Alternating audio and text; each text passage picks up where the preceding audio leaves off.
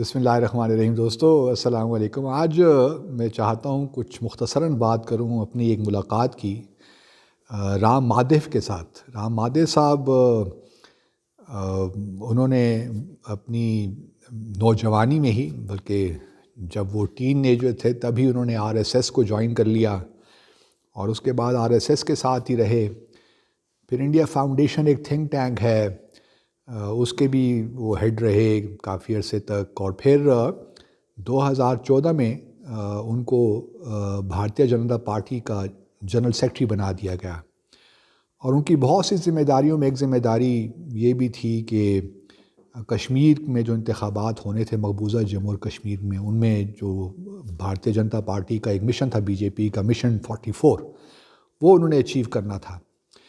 اور اس کے بعد بھارتیہ جنتا پارٹی کو جب انتخابات ہوئے مقبوضہ جموں اور کشمیر میں 2014 ہی کو، تو کافی کامیابی ہوئی، تقریباً 25 سیٹیں BJP نے جیتیں، اور جہاں تک مجھے یاد پڑتا ہے 27 یا 28 سیٹیں تھیں محبوبہ مفتی کی، جو PTP ہے ان کی جماعت۔ تو پھر رام مادیو کو یہ ٹاسک سونپا گیا کہ وہ PDP کے ساتھ مل کر ایک کولیشن گورنمنٹ بنائے مقبوضہ جموں اور کشمیر میں، اور ایجنڈا فار الائنس جس کو نام دیا گیا۔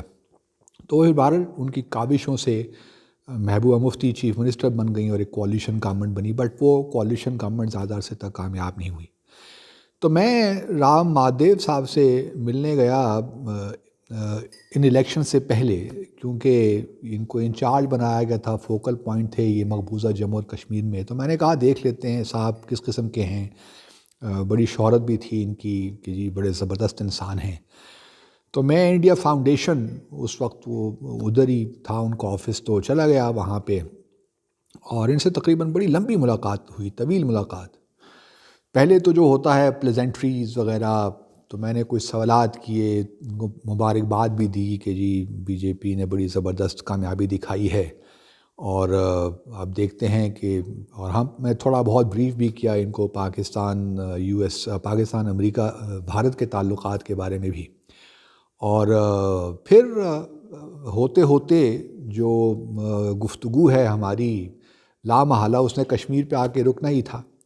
تو جب کشمیر پہ بات شروع ہوئی تو انہوں نے ایک بڑا انپلیزنٹ سی ایک لی، جو بڑا ایگریسولی انہوں نے مجھ سے بات کی، بہت ایگریسو ہو کر، کہ جی پاکستان کو تو بس اب بھول جانا چاہیے، اور کشمیر تو ہمارا ہے، بلکہ آپ گلگت بلتستان اور جو بقول ان کے POK کی خبر کریں، بھول جائیے آپ، یہ پاکستان اپنا وقت ضائع کر رہا ہے، and so on so forth, اور یہ وقت کی بات ہے، ہمارے تو دستور میں لکھا ہے کہ آرٹیکل 370 اور 35A کو ہم نے فارغ کرنا ہے، سو آن اینڈ سو فورتھ۔ تو پھر میں نے بھی تھوڑا سا ان کو جواب دیا پولائٹلی، جس طرح بھی ایک ڈپلومیٹ جواب دیتا ہے، تو میں نے ان کو جواب دیا، لیکن وہ گفتگو کافی طویل ہو گئی، اور مجھے یوں محسوس ہوا کہ ہماری جو ملاقات، پہلی ملاقات ہے، وہ کچھ زیادہ اچھی نہیں ہوئی۔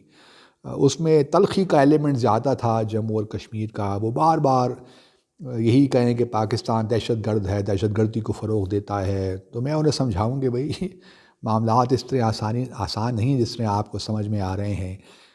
پھر بتایا ان کو، تاریخ بھی بتایا، وہ کہتے ہیں مجھے تاریخ شاہی سب کچھ پتہ ہے، اب یہ پاکستان جب تک اپنے دہشت گردی سے بات ہٹائے گا نہیں اپنی، اس وقت تک۔ میں نے کہا جی دہشت گردی تو وہ ہے نہیں، پہلے تو پاکستان کا جو ہے، جو آپ اسٹانس تو سمجھ لیجئے۔ بہرحال وہ سننے سے بھی انکار کر رہے تھے۔